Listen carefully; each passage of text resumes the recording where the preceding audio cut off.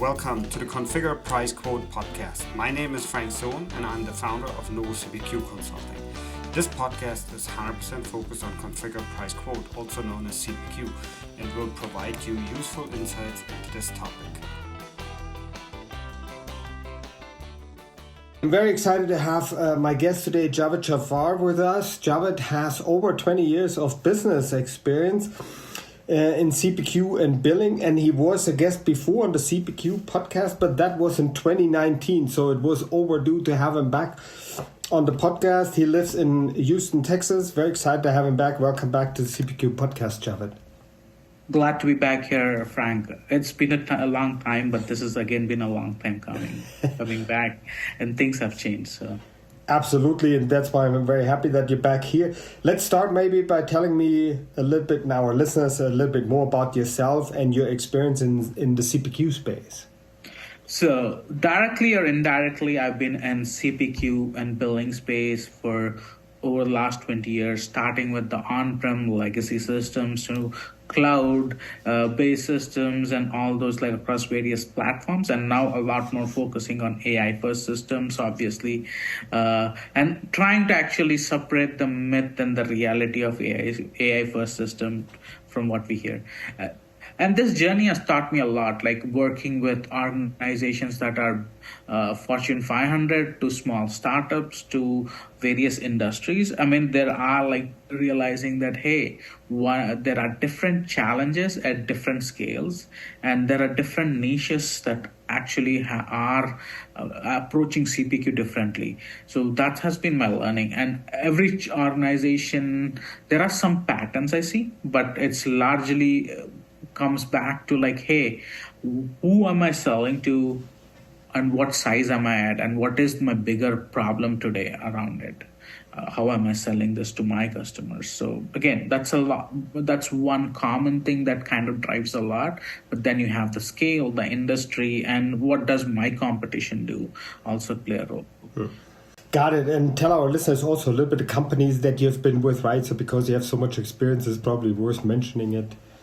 Sure. I have been started my career with global SIs such as Tata, spent time with Big Four professional services organizations. We've been with started a couple of SIs, been with some of the boutique SIs in the space.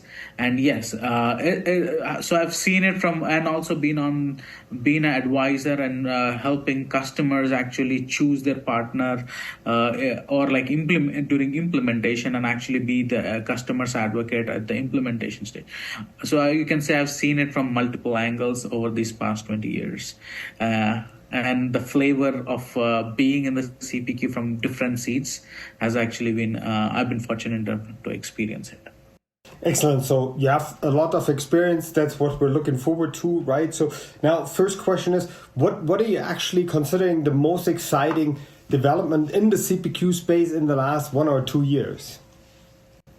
I mean, whether I like it or not, the reality is AI. But more importantly, I would say the last 6 months with the Opus models coming out and the impact it had and the adoption it had, where it has really changed things is not that it reinvented CPQ, not that it kind of made it there. It's just like actually made CPQ a little less painful, a little more appetizable for many of the customers to go ahead. And what it has actually increased is the capacity and the bandwidth, allowing some of those more complex CPQ projects to actually, instead of being a backlog only, 5 to 10 year roadmap, actually being back to the forefront and how companies are solving it. And then also what has also done is for the first time I can say, again, different states of adoption, but there is truly a guided selling now without the sales rep actually becoming maintaining a secret cheat code or a secret formula to create their codes. There is now a conversational way for them to actually create the right code and present it to their customer almost like a Amazon like experience of choosing some of the best things, or a chat GPT way of like evaluating all my options that I can present to my customer. So that's the biggest trend, and that's the biggest value many organizations should be jumping on to realize. Excellent. Makes a lot of sense. And we've talked a lot here in the podcast for the last 2.5 years about AI, right? And so I think AI and automation in general are hot topics of the day. There's no question about it, right? How do you see the role of the CPQ professional evolving because of these changes, right? So what skills or mindsets do you believe will be most critical for success in the next couple of years, right? So, and how do you personally prepare for that? Yeah, I mean, to paraphrase someone more senior in the space, it will be the CPQ professionals. The AI won't replace CPQ professionals. What it will happen is the CPQ professionals who use AI will replace CPQ professionals who don't use AI. And what will really happen is it will become a large spectrum where understanding and actually handling the complexity at the expertise level, and delivering that in a simple and easy way across an organization will become more important. The complexity that needs to be done, they're executing some of the smaller things about like taking the time to execute thousands of steps and like setting up a platform, whatever platform it is, will actually get more commoditized with like all these coding tools and harness tools, etc. And what you will really have is understanding when the AI is hallucinating will become a true skill. And this is where like, a different path on how somebody who's new to the CPQ or even their career will have to think about learning those steps and shadowing those senior persons and going through the whole learning journey. And seniors who actually have not really started using AI into the day-to-day workflow, how they have to evolve and bring their and adapt their expertise. So that's something I see a challenge and an opportunity for everybody in the space. And one thing I'm also interested in, especially for system integrators, right? Do you see any kind of certification emerging in relation to AI that customers are asking for if you have certain set of AI skills or something like that? So that's a very good question. So broadly speaking, there are like platform-specific AI certifications such as Agentforce, Data 360 from Agentforce, from Salesforce, and like equivalent on most of the other platforms as well. And then you have like very frontier model specific, like, am I OpenAI Codex architect, or am I a Cloud Code architect? Those are like generic terms. But the real true thing that the customers are asking are the challenge on like, hey, how are you gonna actually deliver more in this less time? Use AI, use your coding tool of choice, use a harness tool on top of it to even rationalize your AI token cost. But how are you actually going to deliver this faster and in a simpler way for my sales reps or a broader user base to use? How are you actually going to reduce my total cost of ownership, right? Platform, etc. That's great. So SIs are now have to think about like, are they going to be delivering more productized implementation? And if so, how do you think about it and how do you price that? And how does it affect our long-standing business model and the pricing model that most SIs work with?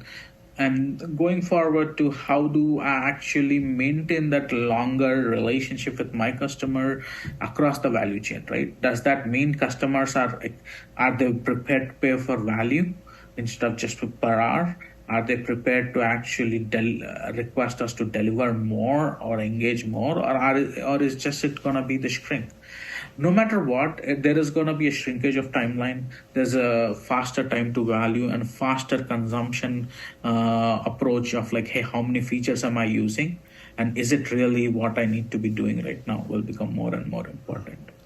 That's a very fascinating topic. I'm pretty sure we could talk about it for a long time. We will probably come back to it after some more questions. But before we have some more questions, I would like to do what you do these days to distract yourself a little bit from work and recharge. I think in 2019 when we talked, you were still into motorcycling, but time goes on. What do you do these days?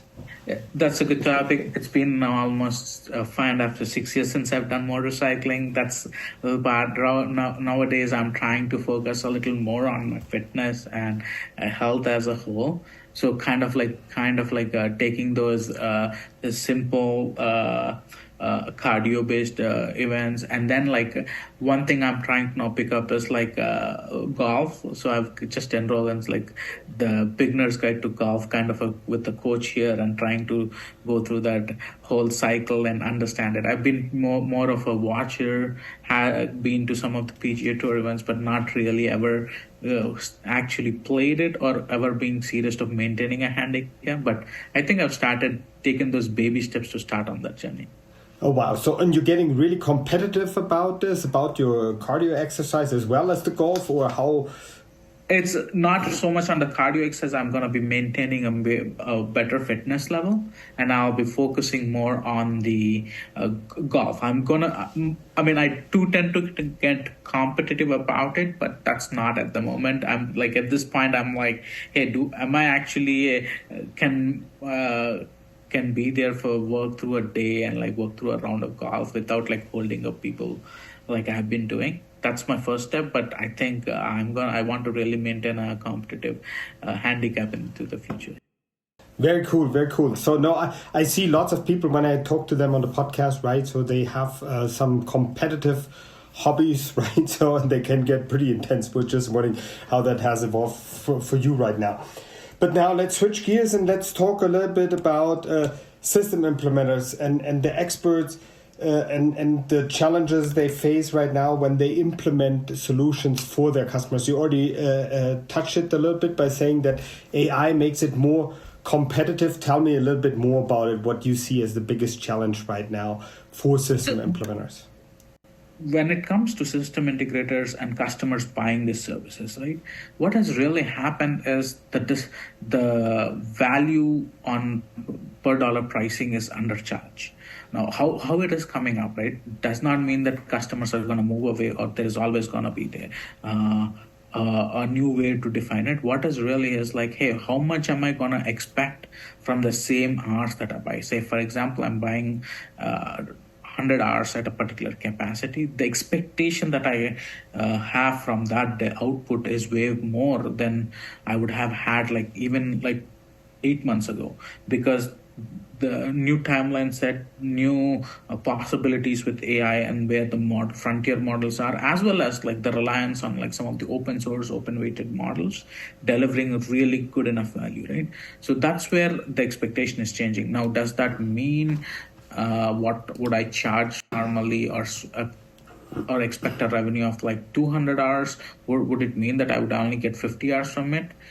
It depends, right? Some of the use cases, yeah, you probably will only get paid for 50 hours, expect to deliver more, and you need to increase the volume of sales. Other side, you actually may hey, the customer may expect a lot more from that. Yeah, what you get from those 200 hours is probably going to be a lot more. You're still going to maintain the same 200 hours, and your pricing and your margin and your cost to actually land that customer will be able to easily recover. But on the flip side, there are also expectations from customers, as well as some of the boutique SI firms innovating here who are saying, hey, let me actually standardize this. Let me create those cloud skills. Let me create those repeatable things on my cursor or on my factory or whichever, or cloud code. And then can I actually deliver more? And can I actually not worry about charging it by the hour, but actually charge them a different fee? Now, does it really mean outcome, and does a customer want me as an equity partner in the business? May not be. Not necessarily from an SI, but they may actually look at some kind of a fixed pricing or a fixed delivery model where they may actually price it differently. They may actually be a factory part of that by being able to repeat those accelerators, which can actually now be deployed thanks to cloud skills, and as well as any of those reusable components because of AI. They can actually do that now, and you can create those custom projects, reinvent those, and you can actually deliver that. So you'll see that challenge is there. And at the same time, customers who are buying these services, they have to think about hey, how am I able to actually rethink this just because I have bought it and in the past expected it to be okay 300 hours of effort. Again, I'm using examples, but 300 hours of effort, and but what does it mean? Does it mean 100 hours of effort, or does it mean 10 hours of effort? Because like some of it may have been purely repeat manual task, which can probably the AI tool or a cloud code can execute for you, which I mean, I do not have to think about all those efforts. Or is it actually the complexity where there are some of the business challenges where I need to have those conversations, manage the change management, work through different options of the solution? Now that becomes more and more important. That will make or break a use case going down this path. If your company is evaluating CPQ and you're not sure which vendors are actually worth your time, try the free Novo CPQ Briefing Match app.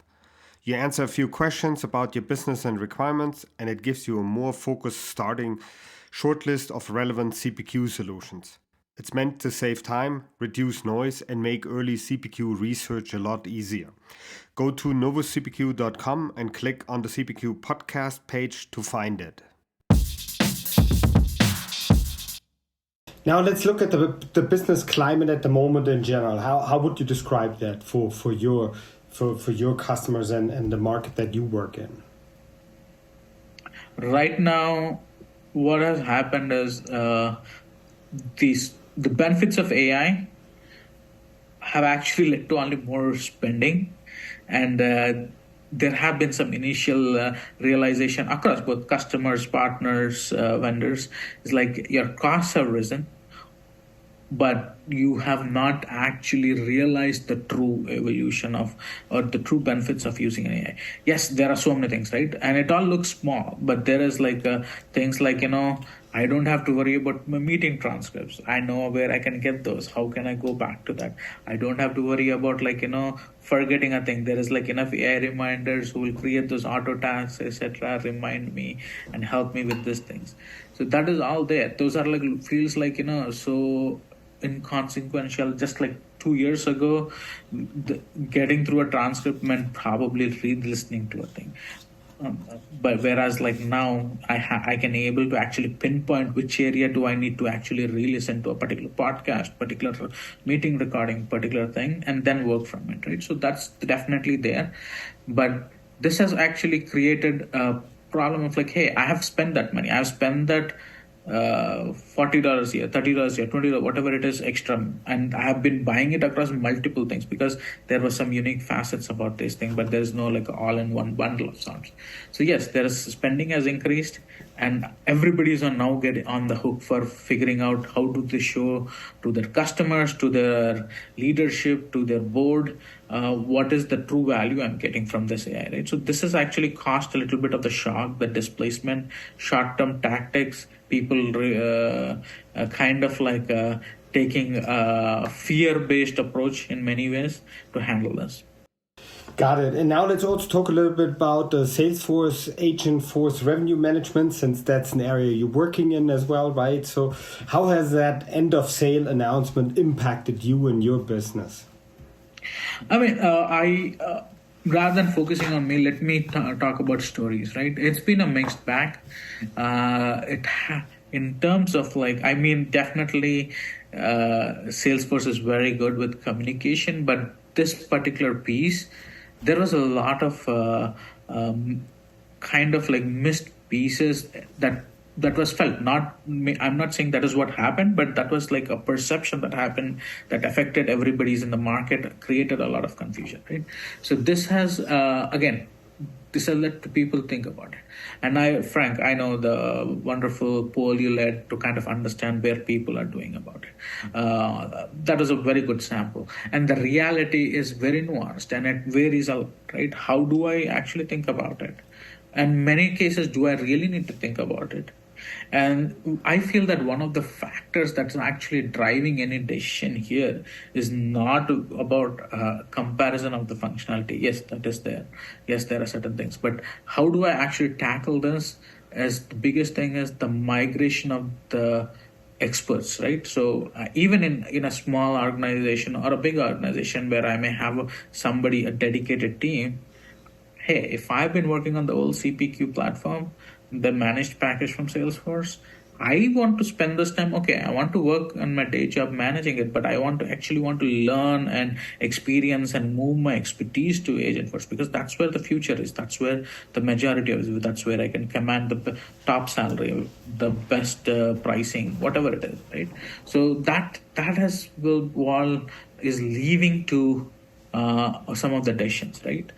So because I mean, it's very rare that an organization at scale will not have a change for 3 to 5 years. There will be some kind of like responses that they may have to respond to, even the most slow-moving organization. And the lack of the team will what will drive it. And making this transition actually the right way will be a challenge that will be something that is keeping up a lot of people, especially both across business and IT and all organizations of all sizes. And for you right now, when you look at the customers that you've worked with so far, I'm pretty sure there's a bunch of pros and cons that you hear about. What are some worth mentioning? The pros I would want to mention as one of the key things is this. I feel has actually not been realized enough. It's like the new ARM solution is actually a constraint-based solution, right?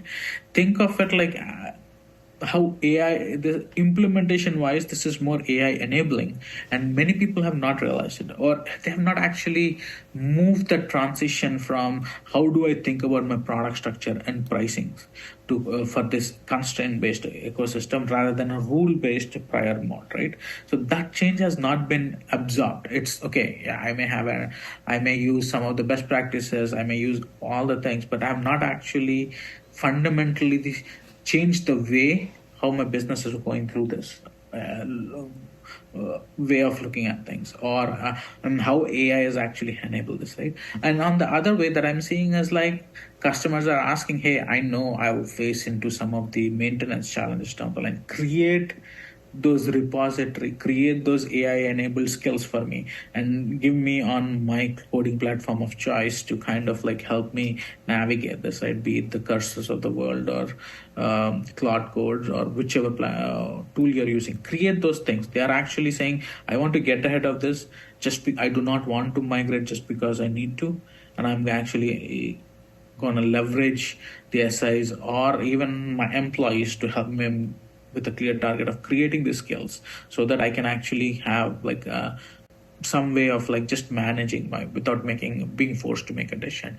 And the other side of things, a lot of the CPQ and the complexity that was there, they are realizing that, hey, whatever the announcement and the confusion I may have had, right? Let me put that aside, look at this objectively, and given everything I face with my CPQ today, right? It makes sense now for me to actually choose this platform, reorient my commercial architecture, and like actually simplify it for the sales rep. Make, instead of becoming a secret magic way to create a code, help them be have a agentic conversation and deliver that code for them. And then others are looking like, hey, is this really a time that I need to stick on this platform, right? Yeah. And in some cases it may not be so, right? I can actually look at those n equal to 1 or n equal to 10 so many vendors that are additive to my platform for my niche use case, for my thing. They're sufficient enough, and I may actually want to consider them now. In the past, given the complexity of overall management cost, may not have been viable, but whereas today with AI and other things, one, those small vendors can go deeper in my processes, and two, for me, the cost of ownership is reduced with like asking them to deliver those AI skills or those coding agents that can actually deliver the maintenance at a much better price point.